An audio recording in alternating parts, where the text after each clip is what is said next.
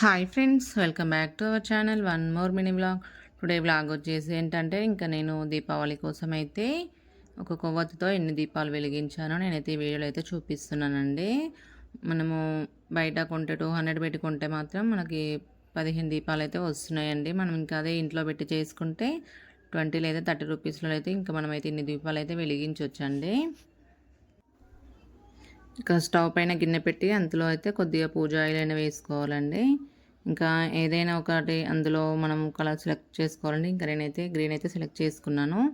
1 లేదా 2 క్యాండిల్స్ అయితే ఇంకా మనము అందులో అయితే వేసుకోవాలండి. వేసిన తర్వాత 2, 3 కర్పూరం బిళ్ళలు అయితే వేసుకోవాలి. స్టవ్ ఆఫ్ చేసి కొద్దిగా వేడిగా ఉన్నప్పుడే మనము ఈ ఆయిల్ అనేది ప్రమిదల్లో వేసుకోవాలండి. ఇంకా వేసిన 10 మినిట్స్లోనే మనకు క్యాండిల్ అయితే అయిపోతుందండి. చూస్తున్నారు కదా, ఇంకా నేనైతే రెడీ చేస్తున్నానండి. చూస్తున్నారు కదా, ఇంకా మనమైతే 20 రూపీస్లో అయితే నేనైతే ఇన్ని క్యాండిల్స్ అయితే చేస్తున్నాను. ఈ వీడియో కనుక మీకు నచ్చినట్లయితే like, share, subscribe friends. Bye bye. Thank you for watching.